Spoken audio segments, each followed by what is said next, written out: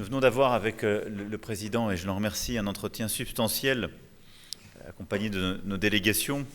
Et je suis très heureux d'être en effet parmi vous, à la fois pour cet agenda bilatéral, les questions régionales et de paix et de sécurité que vous avez mentionnées, et m'avait ainsi permis également d'être aux côtés de nos forces en cette période de fête. Et j'étais heureux d'être en effet à leur côté hier soir. Et je dois dire, j'ai pu voir à portée d'homme la qualité de la relation bilatérale et l'intégration entre nos armées et la confiance qui y règne. Et en effet, cette présence des forces françaises Djibouti s'inscrit dans un partenariat bilatéral solide, enraciné dans plusieurs décennies de confiance et ancré vers l'avenir. Vous venez de le rappeler, en juillet dernier, nous avons signé un nouveau traité de coopération en matière de défense pour une durée de 20 ans,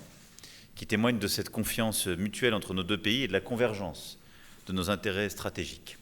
Et ce partenariat avec Djibouti, au cœur d'une des régions les plus stratégiques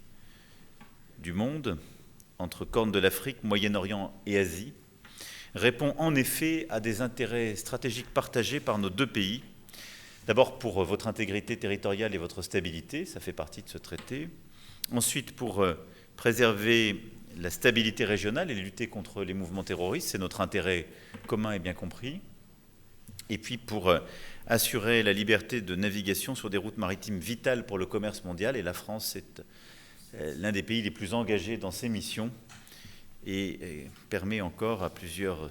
navires de passer le détroit. Nous avons renforcé cette qualité de structuration régionale. À Djibouti, nous avons lancé en 2019 une école internationale de perfectionnement à la pratique de la police judiciaire, et donc au-delà des forces françaises ici présentes, nous avons aussi des succès dans différents domaines, police judiciaire, je l'évoquais, école régionale à la protection civile également, et nous continuerons d'avancer en la matière. Au-delà de ce sujet, notre volonté de relancer aussi le dialogue stratégique et de consolider,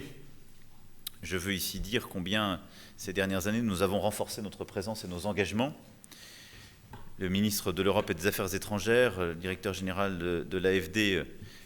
ont pu, sur des projets très concrets, accompagner vos ministres et vos autorités ce matin, et qu'il s'agisse des infrastructures, avec un effort majeur pour le renforcement du système d'assainissement de la ville de Djibouti, une offre de qualité de nos entreprises, qu'il s'agisse du soutien à vos efforts en faveur du développement communautaire avec la construction de centres intégrés,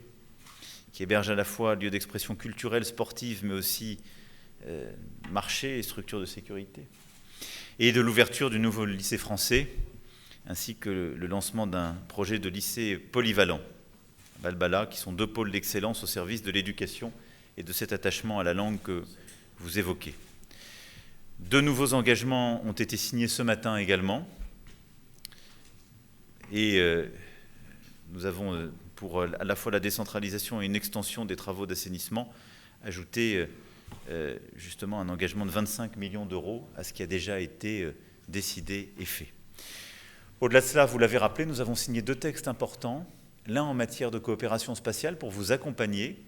dans cette stratégie autonome en matière spatiale et votre volonté en effet